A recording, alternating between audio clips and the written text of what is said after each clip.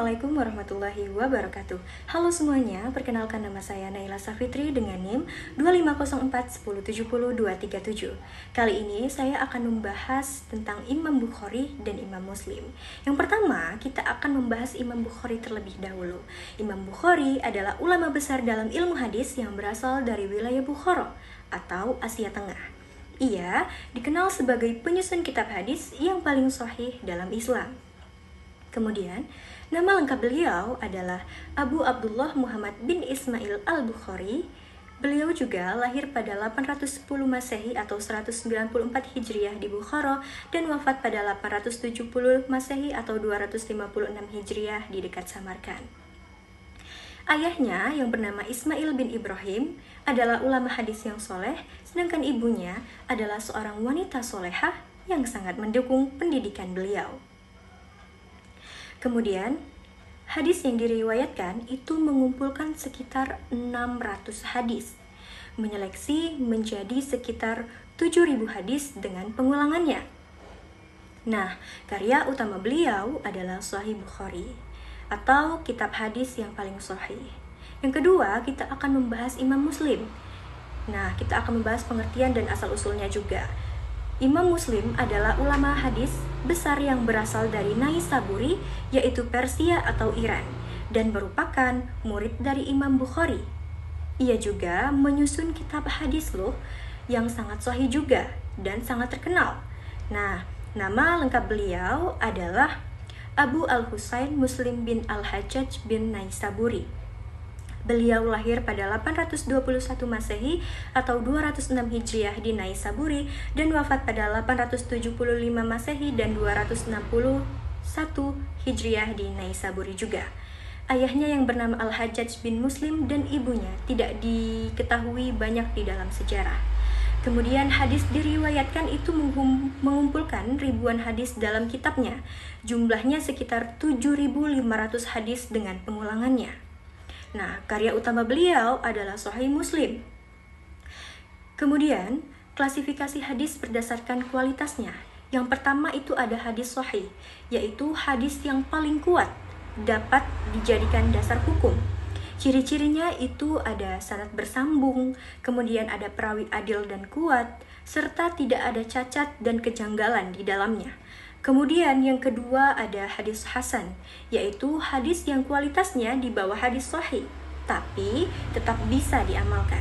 Ciri-cirinya yaitu sanad bersambung, perawi adil, namun hafalannya tidak sekuat dengan sahih sebelumnya.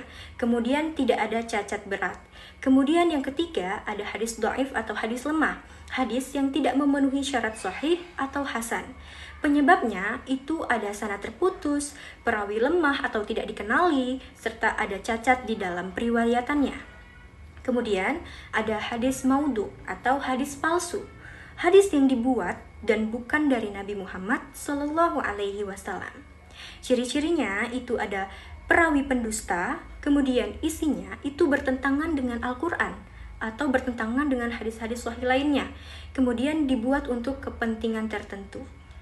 Kemudian saya akan membacakan salah satu hadis arba'in yang ke-28 yang berbunyi An Abi Naj'ir Badani Sarian radhiyallahu anhu qala, dari Abu Naj'ir Badi bin Sarian radhiyallahu anhu, dia berkata, Rasulullah sallallahu alaihi wasallam mau'izatan wa jillat minhal qulubu wa zarrafat minhal ayunu fakulna. Rasulullah sallallahu alaihi wasallam pernah memberikan nasihat kepada kami dengan sebuah nasihat yang menyebabkan hati bergetar dan air mata yang berlinang. Lalu kami berkata, Ya Rasulullah, ka'innaha mau'izatan mawaddi fa'usina. Ya Rasulullah, seakan-akan ini adalah nasihat orang yang akan berpisah, maka berilah kami wasiat.